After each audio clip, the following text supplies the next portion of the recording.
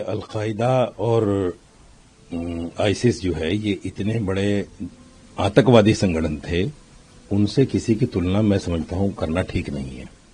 दूसरी बात यह है कि कांग्रेस अपने भीतर क्यों झांक कर नहीं देखती।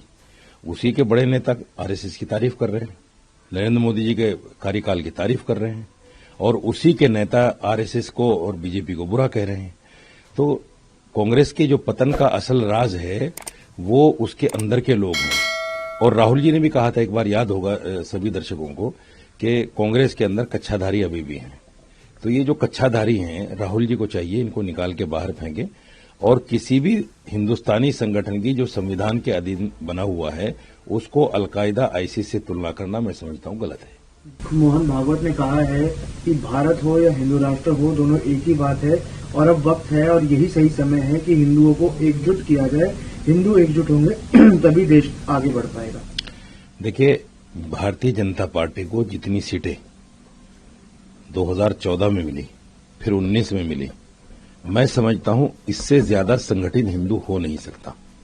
350 तक सीटें मिल जाना किसी भी एक पार्टी को, वो किसी एक समुदाय के संगठित होने की ही बात है। और रही बात जहां तक हिंदुस्तान के हिंदू राष्ट्र होने की, मैं समझता हूं कि संविधान को जो लोग नकारना चाहते हैं, संविधान पर जो लोग टिप्पणी करना चाहते हैं, उसको खत्म करना चाहते हैं, वो इस तरह की बात करते हैं हिंदू राष्ट्र जैसी। क्योंकि अगर कोई मुसलमान मुस्लिम राष्ट्र की बात करता है तो उस पर कार्रवाई हो जाती है। और हिंदू नेता या मोहन भागवत जी बार बार इसको हिंदू राष्ट्र बोल रहे हैं, उन पर कोई कार्रवाई नहीं हुई।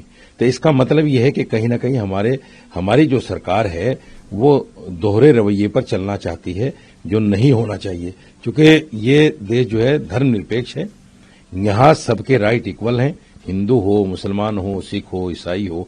और मैं तो ये कहता हूं कि ये जो हिंदूवादी जितनी ऑर्गेनाइजेशन है, मुसलमानों को इनके बयानों से बिल्कुल डरने की जरूरत नहीं है।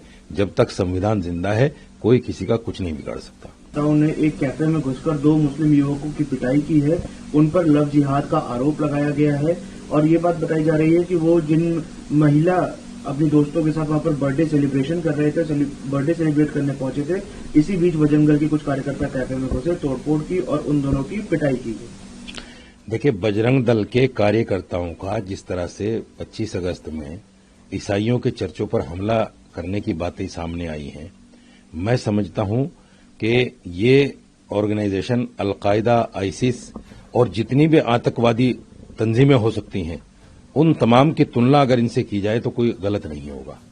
इसको तत्काल प्रभाव से बजरंग दल को खत्म करना चाहिए, क्योंकि इसकी वजह से 25 दिसंबर में जो ईसाइयों के साथ किया है बजरंग दल ने, उसकी वजह से पूरी दुनिया में हमारी जगह साई हुई है।